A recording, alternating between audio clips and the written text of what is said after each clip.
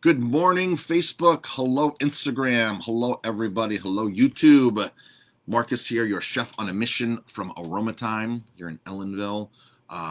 Want to, let's see, let's make sure I'm live everywhere here. Okay, good. Wherever you're tuning in, good morning, good morning. It's a big day today. It is a big day, really big day for the environment. It's a huge day for the environment because it's Earth Day. It's the 51st anniversary of Earth Day. We'll talk about a little bit about Earth Day and restaurants and what we're doing and our gift to the environment today. So good morning, everybody tuning in. Good morning, good morning. If you're tuning in live, it's about 8:23 here Eastern Standard Time in New York. So good morning, Gina on Instagram. Hello, everybody coming in on Facebook. Good morning. Just drop a comment if you're tuning in live or if it's on the replay. Hashtag replay. And of course, share this video too. Earth Day is a very important day for our environment, for our future. Earth Day is 51 years old today. And just want to talk about that. And so good morning, everybody coming on Instagram and on Facebook. If you have any comments, drop them, please, or questions. If you are tuning in live, just drop a comment, hashtag live. If you're watching on the replay, just a comment, hashtag replay. Or drop a comment where you're tuning in from. Where you're tuning in from always helps. Love to see where all of our viewers are from. We have viewers all over, like Gina, who's in Florida. I don't know if Joel's on yet. Joel's over in Arizona. Joel's one of our biggest fans on here. And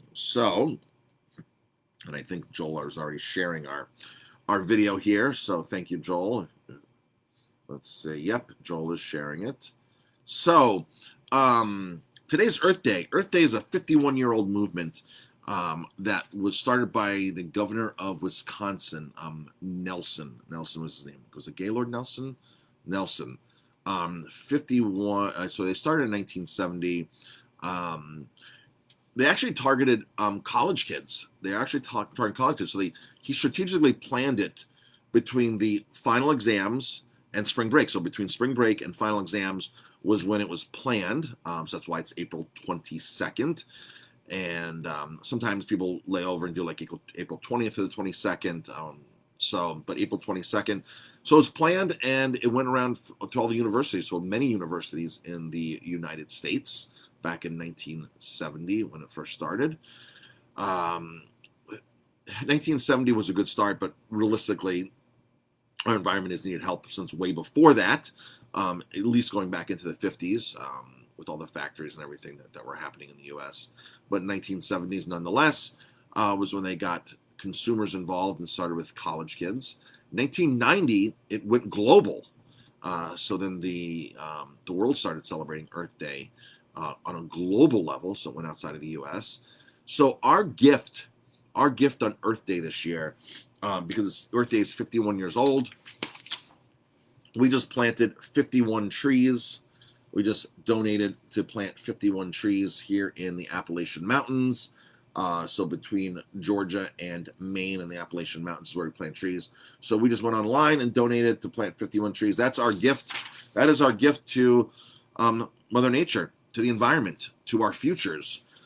Restaurants, I feel that it's our responsibility in restaurants because restaurants are probably the number one culprit to the environment. When you look how much it takes to produce food, to transport food, and how much food we actually waste. It's insane. We've all seen these shows and things on food waste and things that go into the garbage out in the fields and some of the factories and things like that. And then in restaurants, it is insane in restaurants, the food that goes to waste. Some of the hotels I've worked at, some of the food they throw out. And we really just don't realize like what actually goes into producing that food item. Like water, as our water supply, global water supply is in severe danger, especially in a lot of parts of the world. A lot of people don't have the luxury of running water. Some people literally walk 5 miles round trip to get water for themselves for the day. We don't realize that because we're most of us have the luxury of having water. But the reality is that's not for a lot of people across the globe. I think like almost 10% of the people just don't have running water. Places in Argentina, I'm sorry, in Chile, there's a valley there that grows avocados. So the big corporations come in, grow avocados. Avocado plants need a lot, avocado trees need a lot of water. So they actually rob the water supplies from the local village. And now for the villagers that have water, they have to bring in tanker trucks to have the villagers to water. This is why I talked about this last year. This is the one reason why you never buy avocados from South America, from Chile, just because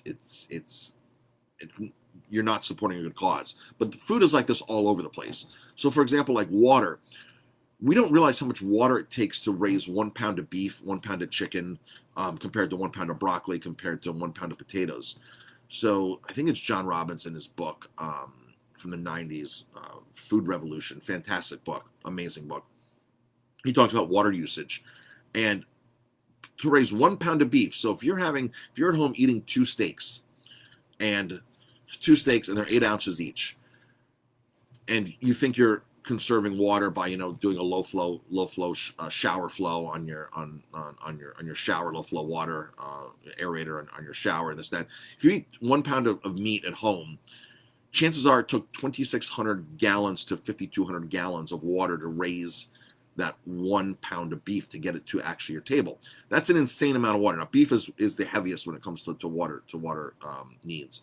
Chicken would be next. But if you look at like a head of lettuce, it's about 19, 20 gallons. Still a lot of water. But we don't think of like, okay, I'm eating burgers every single day. So I'm not saying don't eat your burgers, don't eat your beef, but be more conscious and say, hey, if I'm going to be conscious about the water from my shower and take shorter showers and put these aerators on my sinks at home, especially my shower head, what if I just cut out one beef dish a week? You would save literally 2,600 to 52 gallons of water. That is a massive, massive number. Now, when you look at restaurants, most restaurants rely upon beef, rely upon chicken, rely upon these proteins to make a living. Then when you look at the packaging of any food, I mean, just like we try to buy as many bulk items as we possibly can. Less cardboard, less plastic, less packaging. Sometimes we just can't do that because the item we need doesn't come like that. But when a restaurant can buy more bulk items, that's a home run. Even the shipping.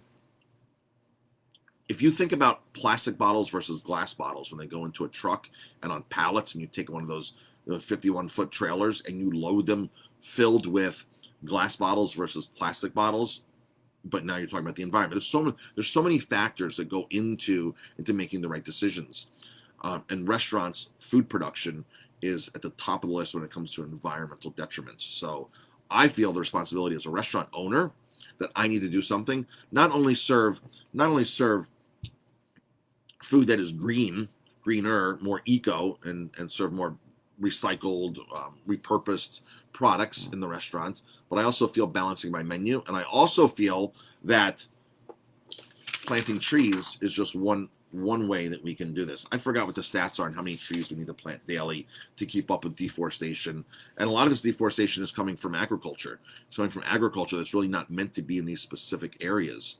So that's our gift to Mother Earth, to the environment this year for Earth Day is 51 trees. Earth Day is 51 years old today. So started in 1970. Governor of Wisconsin started it. So that is our gift. Good morning, everybody tuning in. If you're tuning in live, just drop a comment, #live. If it's on the replay, #replay. And again, this is Marcus from Aromatime Bistro in Ellenville.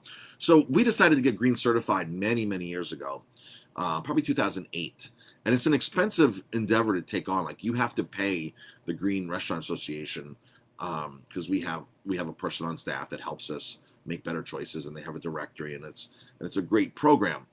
But we had to actually pay up front, I think almost $1,200 our first year to get certified, because there's a ton of work to do to get certified, to be certified green. And then every year we have to go through audits. So we make sure that we're buying. They have all of our vendors on file. So for example, if they can call any single vendor at any time, because we have to sign a waiver for this, and the waiver goes to the distributor. So bookkeeping knows, accounting knows at each distributor that not only can myself and Jamie call this distributor to get a past invoice, but the Green Restaurant Association can call this distributor for a past invoice. And they want to make sure that, hey, am I really buying wild salmon? Am I really buying grass-fed beef? Am I really buying local local beans, local grains, local cheese, local beef, whatever is on my menus and whatever's there. They're actually there making sure that I'm actually buying it. So I don't even know when they do this. They just call and yank invoices and make sure that I'm not buying harmful chemicals. Make sure that I'm buying green chemicals, biodegradable chemicals, a certain amount of recycled, repurposed paper products. They make sure that I'm composting. So we have to get a letter from the person who picks up our compost. Has to sign off and say, yes, I pick up their compost at the restaurant and I feed it to my chickens. I feed it to my pigs. I use it in my gardening. They go on and they make sure that I'm buying a certain amount of organic items. They make sure that I'm buying a certain amount of local. They're really making sure that I have a certain amount of my menu to be vegetarian, as I mentioned, the water consumption earlier, to raise beef and chicken and all that kind of stuff. They want to see a certain percentage, like 30% of my menu, with vegetarian items.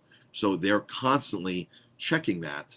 And then we still have to pay a recurring fee every month to make sure to keep up with the program. So we did this back in 2008 because I was frustrated because I saw a lot of other restaurants saying, oh, we're green, we're doing this, bakeries, we're green. And I'm like, you're serving styrofoam.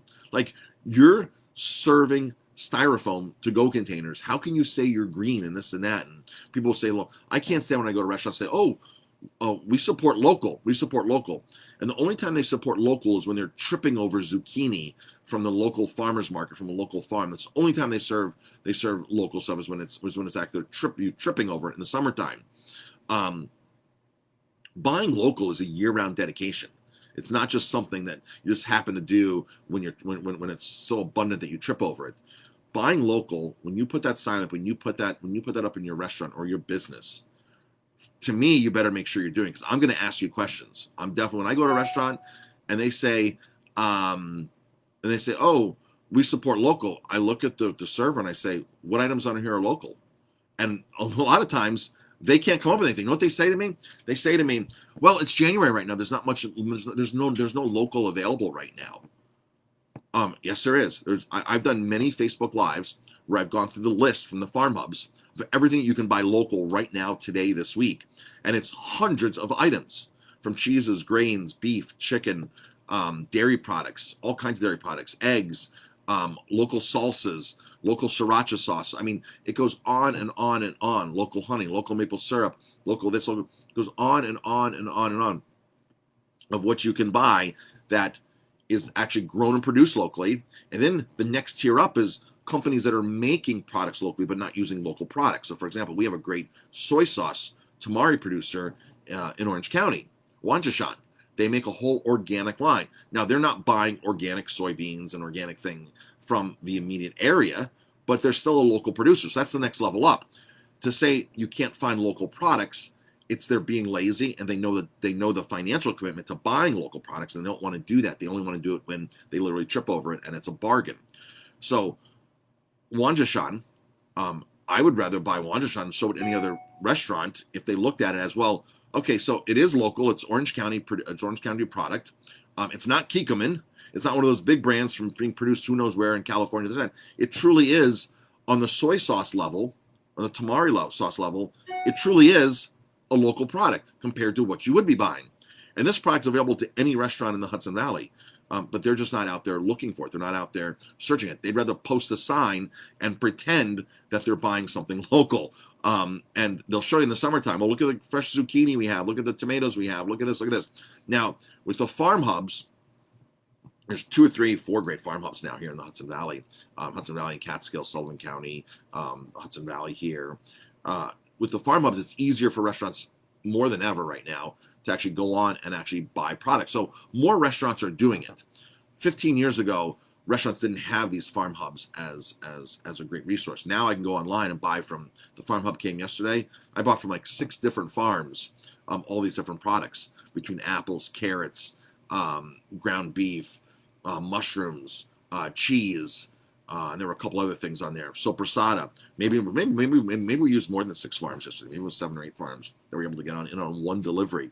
Now, other restaurants are doing that, but it's not a really common thing as it should be, because we have this great bounty here in Hudson Valley. So when you go to a restaurant, ask them, especially if they say they're serving local, say what's local. And if the menu says, the more descriptive a menu is, like John's Chickens, John's Organic Chickens, Joe's ice cream from such and such. So you can see the way they word things on restaurant menus, how descriptive they get. The more descriptions, just like wine, the more descriptions on the menu, the more legitimate I think it is. If it just says something like grass-fed beef, well, where's it from? No.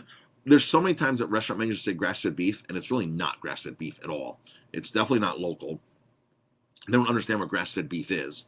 And I've had many conversations with lots of restaurants in the Hudson Valley over the last 17 years, 18 years since we've been in business, that just totally abuse that word grass-fed. And we think we're buying grass. Same thing with wild salmon. There's a whole nother video topics. I just wanted to get online here this morning and say it's Earth Day 2021. It's the 51st anniversary of Earth Day. Do something for the environment. Our gift to the environment today is 51 trees. We donated to plant 51 trees here in the Appalachian Mountain Range, which ranges from Georgia all the way up to Maine, into the Northeast here. So that's our gift to Mother Nature, to the environment, to ourselves, to our future. That is our gift, Aroma Time. We plant trees for every bottle of organic spirits that we buy. So each year we average about 550 to 600 trees planted. And that's with your help, because when you come in and order a cocktail made with organic vodka, organic bourbon, organic whatever behind the bar, and the more these bottles we buy, the more trees we can plant. So, and we make it very easy for you because we have lots of organic options. Even our house vodka, our quote unquote well vodka, our house vodka is indeed organic. So that helps bring those numbers way up. So we have a lot of great organic products from Green Bar, from Koval Distilling. We use a lot of Koval's cranberry gin. They make some great bourbons and whiskeys. They do a great job there out of Chicago. Green Bar is out of Los Angeles. Jamie and I have personally been to both of those distilleries, have shaken hands with the owners. One of the big things that I was explaining to a winery yesterday in Long Island, is that we buy wines from when we shake hands. When we're at the winery and we can shake hands with the owner, that's for us, that's the ultimate gold seal of buying the wine. That's like the majority of the work that a winery would have to do is have us come visit, check out the operation, make sure it's good. We've been to wineries that we don't like the operation and we don't buy their wine anymore. Some here in New York, some in Italy, and some in Spain. There was a lot in Spain, actually. Spain for us a year and a half ago was an eye-opening trip. Or was it 2 years ago? It was Spain was a while ago. It was an eye-opening trip for us in Spain, going through Ribera del Duero, Rioja, through these other regions, and stopping at some of the vineyards that we buy from. Sometimes we stop unannounced at vineyards because we know the vineyard, we know of the vineyard, we bought the wine in the past, and we're driving, we're just like, oh, look, that winery right there. We know them, we bought their wines. We turn the car and pull in, and some of these vineyards, when you surprise them like that, it can be interesting. It can be very interesting. Some of the vineyards will just totally roll out the red carpet for us, bring us for lunch, cook for us, do whatever, open up from siesta. True stories of families that have come off a siesta and open up the vineyard for us, where we're sitting there in Montalcino in Tuscany overlooking the vineyard. They barely speak English, but they just understand that we have their wine in New York at a restaurant, and spur of the moment, like you pop in, surprise them, and the hospitality is amazing. In other vineyards, you can just tell that they're just, it's a different vibe. You can tell the energy. You can tell the energy when you walk in, especially when you walk into a restaurant, you sit at the bar. You can tell within a split second if you and the bartender are going to get along, right? If you walk up and the host is there, you can tell in a split second, the energy of that person. Same thing when you walk into a winery. You can just feel the energy. You can just understand what's going on and if you're going to like the place or not, especially how you're greeted, how all these kinds of things. And so Jamie and I have been to several vineyards that we just won't buy from anymore because it's just not. It's not our thing. It's not something. It's not it's not a company, a family that we really want to support, that we got a good vibe from. Especially when a lot of other vineyards will bend over backwards for us and just do anything. So that's a story with that. So we were explaining yesterday to one of the vineyards. We buy wine, we come, we shake hands with you. We like what we see. That's the hardest sales thing you ever have to do, is that right there, and we're going to be a lifelong customer, basically. All right, folks, thanks for tuning in. Happy Earth Day. Thank you, everybody, for tuning in. Drop a comment of where you're tuning in from. I see some comments coming in on, let's see, Facebook here. How do I see the comments? Comments. I don't know. Did Facebook change this on me recently? Like, it's hard for me to, like, let me open up that. So I do it on my computer. So for some reason, I can't see the comments. So sorry if anybody's asking me any questions or anything. I see 16 comments. I just can't get to them. I'm going to, let's see. Oh boy. This is a bummer. Because usually you can scroll down and see the comments. There I am. Sorry, folks, if you're asking any questions on Facebook. I see the thing that says 16 comments. I just can't see the comments. So I am so sorry. Maybe I can go on my phone and see here. I'm not ignoring anybody if you're asking any questions. Let's see. Facebook.